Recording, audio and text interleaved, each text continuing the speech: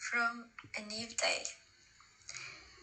This time I would like to explain you all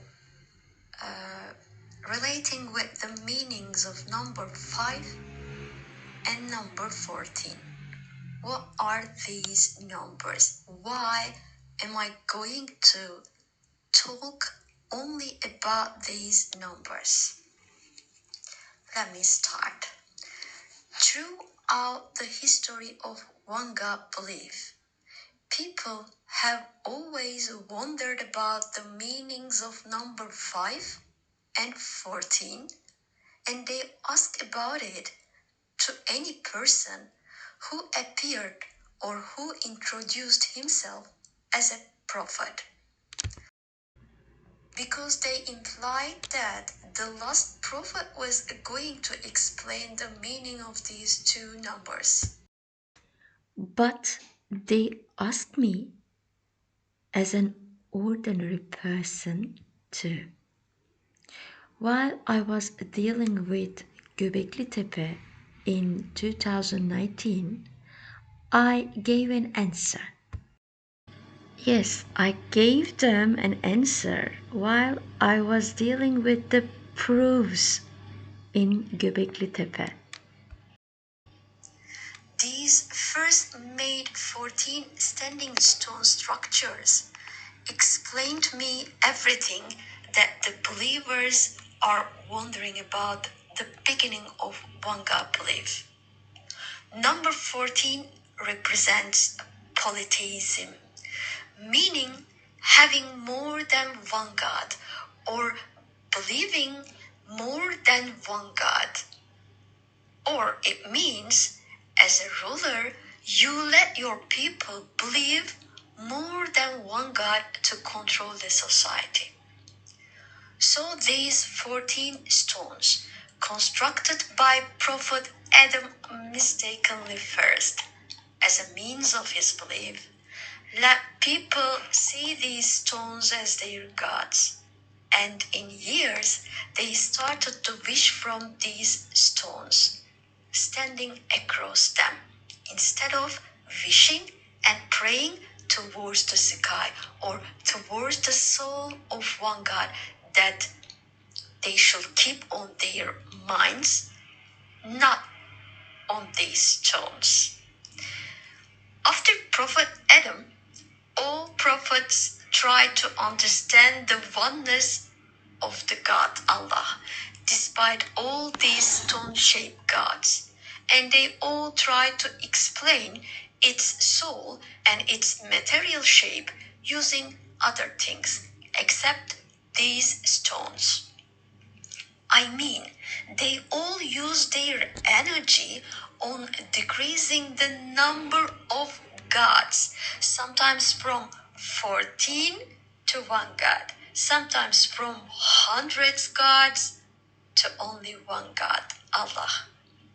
But from all these prophets, only 5 of them had the enough potential of faith to understand, to live, and to explain the oneness of God, both physically and spiritually.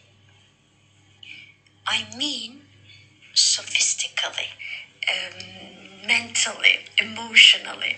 They succeeded in explaining the one God mentally, sophistically, emotionally, in the best way. And they were rewarded with the heart of Allah, called as the holy point, heart point, the central point of hearts, called as Kaaba today in Islam. So, number 14 explains how polytheism started to affect the fate of human beings.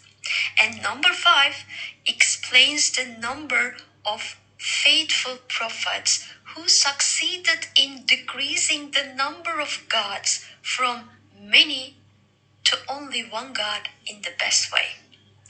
But here, there is also one thing very important to be careful. We should never sublime these numbers.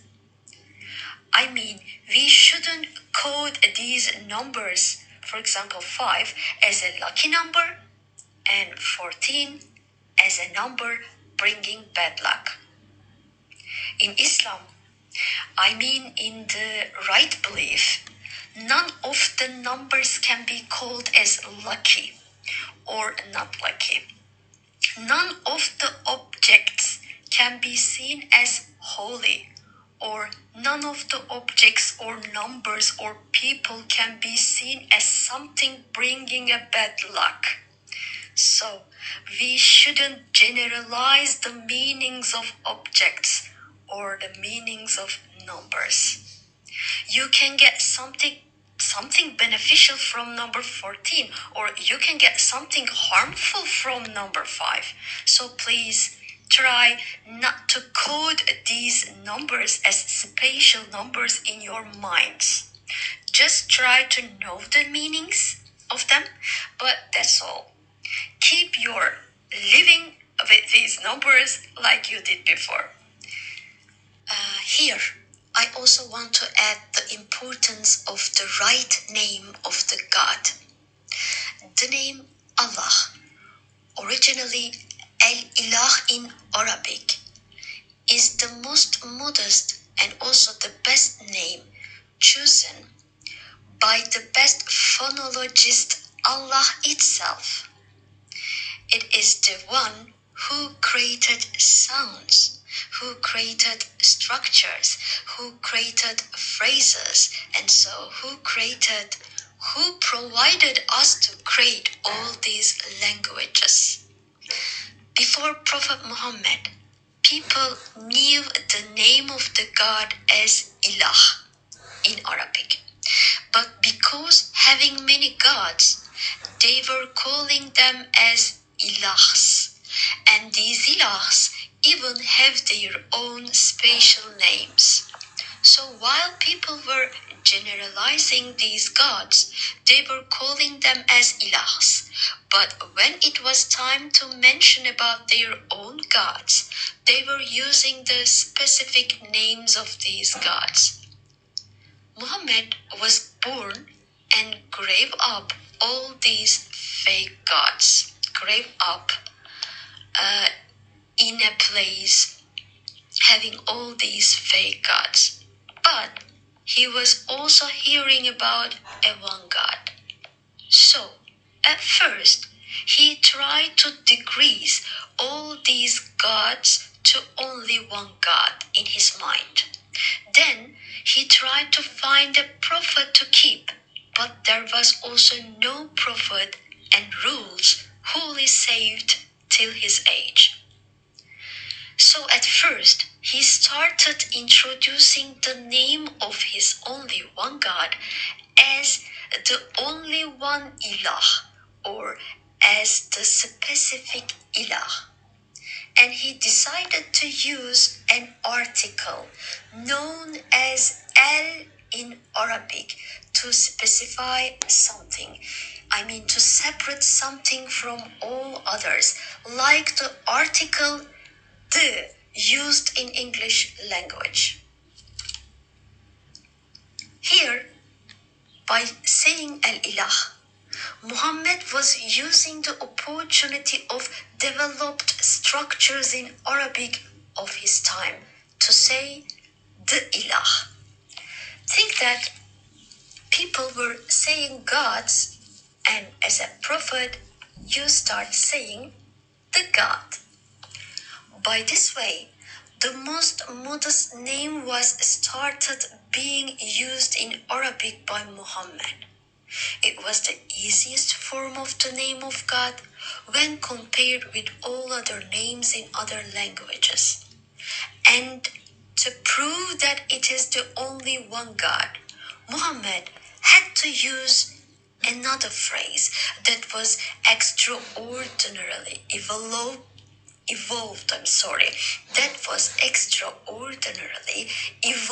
in Arabic for his age.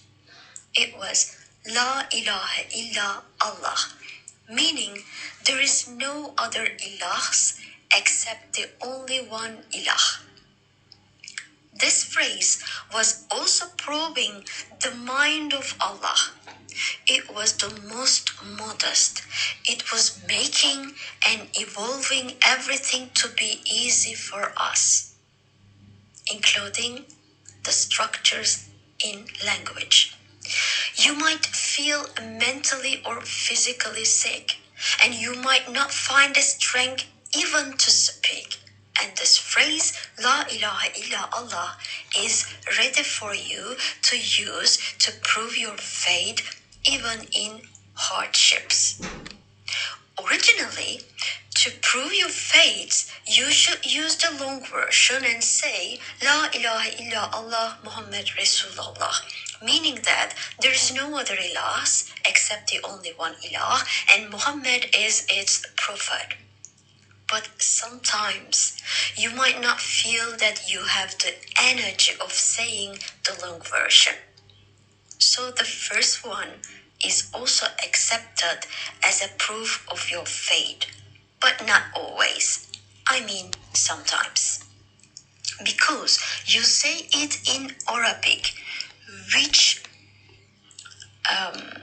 was the language of Prophet Muhammad. Because you say it in Arabic, which was the language of Prophet Muhammad. And he is the one who used and introduced it first as a prophet. So by only saying La ilaha illa Allah, you not only say that there is no other gods except the only one God, Allah, but you also say and prove that Muhammad is your prophet and guider. That's all for now. Thank you for.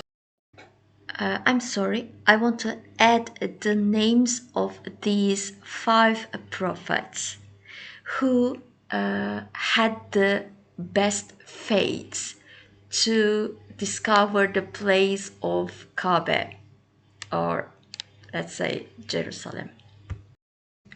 First one was Prophet Abraham. For me, he started the milestone of the faith. Second one was Prophet Moses. And third one was Prophet David. We can't see Prophet Solomon as one of these prophets because he learned the place of Kaaba from his own father. The fourth one is Prophet Muhammad. And finally, the fifth one is Mehdi Messiah today, who is going to carry the soul of Jesus Christ. Thank you again for listening me and being with me. May Al-Ilah, Allah, be with you all too. See you next time. Bye.